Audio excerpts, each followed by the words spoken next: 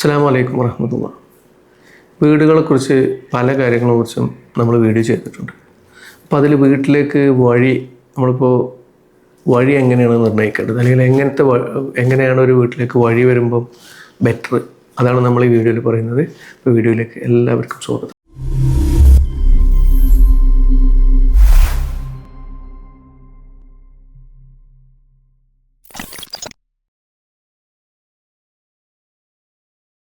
ഇപ്പോൾ നമ്മൾ വീട്ടിലേക്കൊരു വഴി ചെയ്യുമ്പം നമുക്കങ്ങനെ ഇന്ന ഭാഗത്തുനിന്ന് വഴിയാവണം എന്ന് നിർബന്ധമൊന്നുമില്ല.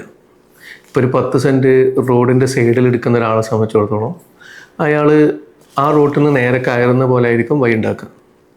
അപ്പോൾ അതിലിപ്പോൾ ശ്രദ്ധിക്കാൻ പറ്റില്ല, ഇപ്പോൾ പടിഞ്ഞാറെന്നാണൊരു റോഡ് എന്നുണ്ടെങ്കിൽ നമുക്ക് ഒന്നുകിൽ പടിഞ്ഞാറിൻ്റെ തെക്ക് പടിഞ്ഞാറ്, അല്ലെങ്കിൽ വടക്ക് പടിഞ്ഞാറ്, അല്ലെങ്കിൽ പിന്നെ സെൻറ്റർ, ഇങ്ങനെ ഈ മുൻവശത്തുനിന്ന് ഒന്നുകിൽ ഈ അറ്റത്തുനിന്ന്, അല്ലെങ്കിൽ നടുക്ക്, അല്ലെങ്കിൽ ഈ അറ്റത്തുനിന്ന് ഇങ്ങനെ എടുക്കാം. അപ്പോൾ അങ്ങനെ എടുക്കുകയാണെങ്കിൽ നമ്മളൊരു വടക്ക് പടിഞ്ഞാറിലൂടെ ചെയ്യുന്നതാണ് നല്ലത്.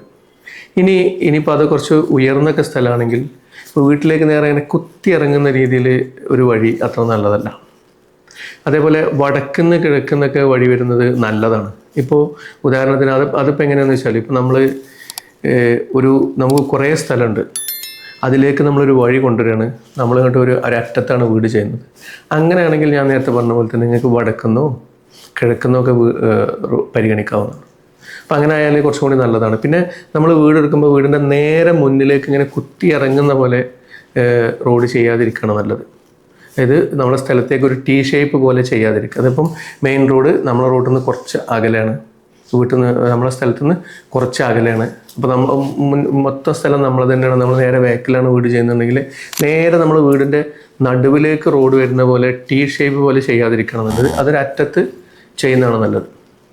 അപ്പോൾ അങ്ങനത്തെ കാര്യങ്ങളൊക്കെ പരിഗണിക്കാം. പിന്നീട് നമ്മളിപ്പോൾ നേരത്തെ പറഞ്ഞ പോലെ നമ്മൾ ഒരു വെള്ളം വരുന്ന സ്ഥലങ്ങൾ, വെള്ളം ഇപ്പം കൂടുതലായിട്ട് വെള്ളം റോഡിലൂടെ ഒഴുകി പോകുന്ന സ്ഥലമാണെങ്കിൽ നമ്മൾ ആ വെള്ളം വീട്ടിലേക്ക് ഒഴുകാത്ത രീതിയിൽ ചെയ്യും. അതേപോലെ വീട്ടിൽ നിന്ന് തിരിച്ച് വെള്ളം ഒഴുകി പോകുന്ന രീതിയിൽ ചെയ്യും.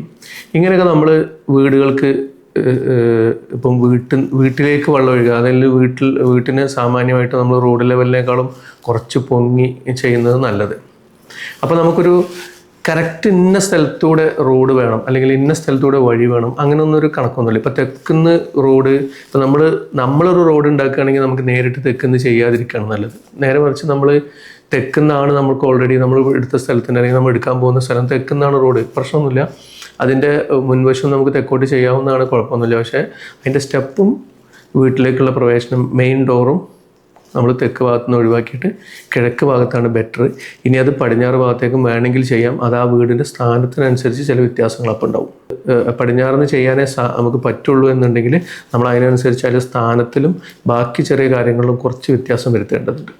അതേപോലെ ഇനിയിപ്പോൾ കുറച്ച് ഉയർന്ന പറമ്പുകൾ, നമ്മൾ മണ്ണ് വെട്ടിയിട്ട് താഴ്ത്തിയെടുക്കുന്ന പറമ്പുകൾ, ഇതിലൊക്കെ നമ്മൾ വീട് ചെയ്യുമ്പം നമുക്ക് കാറ്റിൻ്റെ ഒരു പ്രവാഹം, അതേപോലെ ദിശൻ്റെ ഒരു പ്രവാഹം, നിഴലിടുന്നൊരു പ്രശ്നം, അതായത് മാറിയൊക്കെ നോക്കുന്ന അവസ്ഥയിൽ നമുക്ക് നിഴലിടുന്നൊരു കാര്യങ്ങളൊക്കെ നോക്കാം. എന്നപോലെ തന്നെയാണ് റോട്ടിലൂടെ നമുക്ക് കൃത്യമായിട്ട് വരാനും പോകാനും സൗകര്യപ്പെടുന്നുണ്ടോ, ഈ കാര്യങ്ങൾ ശ്രദ്ധിക്കാം. പിന്നെ ഇസ്ലാമികമായിട്ട് വേറൊരു കാര്യം കൂടി നമ്മൾ ശ്രദ്ധിക്കേണ്ടതുണ്ട്. അതായത് നമ്മളൊരാൾക്ക് അസൗകര്യമാകുന്ന രീതിയിൽ ഒരിക്കലും വഴി ചെയ്യാൻ പാടില്ല. അതായത് റോഡ് ചെയ്യുമ്പോൾ നമ്മൾ ഒരാൾക്ക് സൗകര്യപ്പെടുന്ന രീതിയിലാണ് റോഡ് ചെയ്യേണ്ടത്. ഇപ്പോൾ 10 അടി റോഡ് ഉള്ളൂ എന്നുണ്ടെങ്കിൽ നമ്മൾ ശരിക്കും ഒരടിയും കൂടി വിട്ടിട്ട് നമ്മൾ ഫെൻസിങ്ങും അതിൽ ചെയ്യുകയാണെങ്കിൽ അതൊരു 11 അടിയായി. അപ്പോൾ നമുക്കൊരു വേറൊരാൾക്ക് ഉപകാരം ചെയ്ത കൂലി ഉണ്ടാവുകയും ചെയ്യും.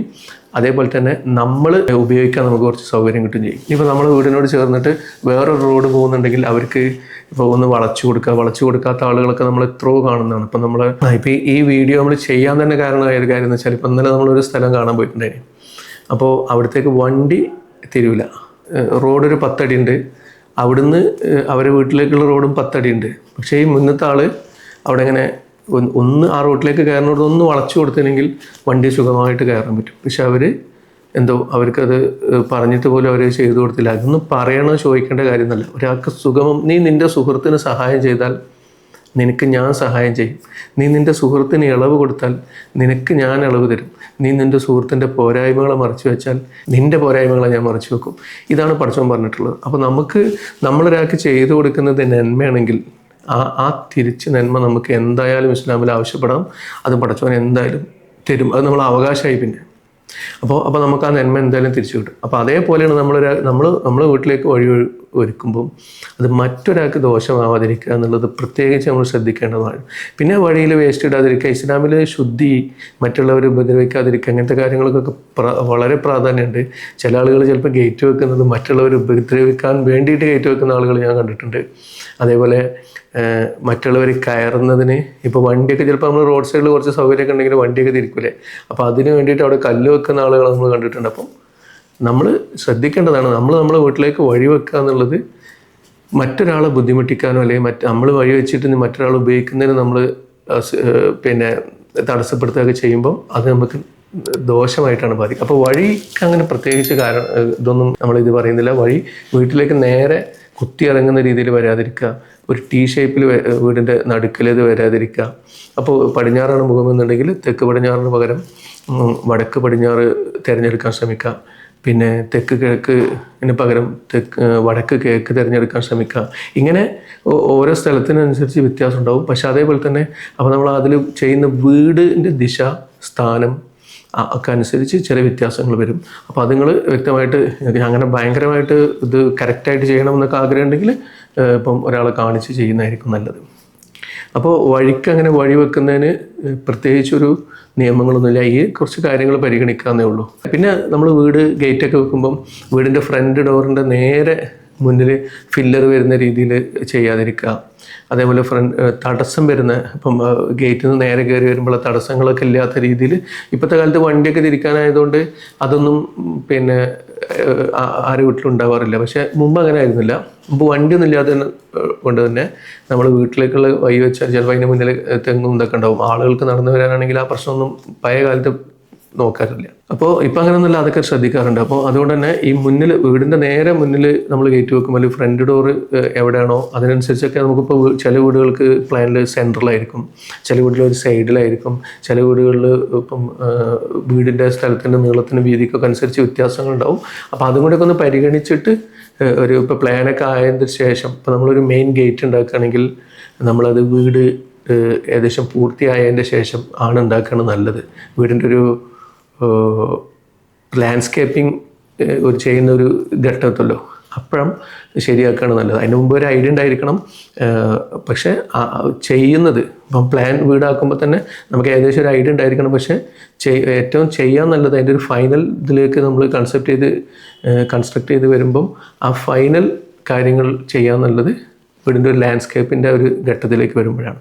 അപ്പോൾ നമുക്ക് ഫ്രണ്ടിലൊക്കെ മണ്ണൊക്കെ നോക്കി വണ്ടിയൊക്കെ കയറാനുള്ള സംവിധാനങ്ങൾ ഏറ്റവും ബെറ്റർ എവിടെ നോക്കിയിട്ട് ആ ബെറ്ററിൽ സ്ഥാനപരമായിട്ടുള്ള ബെറ്റർ കൂടി ഏതാണെന്ന് നോക്കിയിട്ട് അങ്ങനെ പരിഗണിക്കാവുന്നതാണ്. അപ്പോൾ ഇൻഷാ അല്ലാഹ് പറഞ്ഞ കാര്യങ്ങളൊക്കെ എല്ലാവർക്കും മനസ്സിലായെന്ന് കരുതുന്നു. നമുക്ക് കാര്യങ്ങളൊക്കെ മനസ്സിലാക്കാനുള്ള കഴിവും അതനുസരിച്ച് പ്രവർത്തിക്കാനുള്ള സൗകര്യങ്ങളും പടച്ചു നൽകട്ടെ. അതേപോലെ തന്നെ ബുദ്ധിമുട്ടുകളും വിഷമങ്ങളൊക്കെ അള്ളാഹു മാറ്റി തരട്ടെ. നോമ്പ് വരികയാണ്. അപ്പോൾ അതിനോടനുബന്ധിച്ച ദിവസങ്ങളിൽ തന്നെ അള്ളാഹു നമുക്ക് ബർക്കത്ത് ചെയ്യട്ടെ. ആമീൻ. ആഫിയത്തും ദീർഘായുസ്സും നൽകട്ടെ. ആമീൻ. അപ്പോൾ വീഡിയോ ഇഷ്ടപ്പെട്ടവർ ലൈക്ക് ചെയ്യുക, ഷെയർ ചെയ്യുക, സബ്സ്ക്രൈബ് ചെയ്യുന്ന കാര്യം പരിഗണിക്കുക. സൗകര്യപ്പെടുകയാണെങ്കിൽ ഒരു ഹൈപ്പ് ചെയ്യാൻ ശ്രമിക്കുക. അപ്പോൾ ഇൻഷാ അല്ലാഹ് അടുത്തൊരു വീഡിയോയിൽ കാണുന്നവരെ അസ്സലാമു അലൈക്കും വറഹ്മത്തുള്ളാഹി.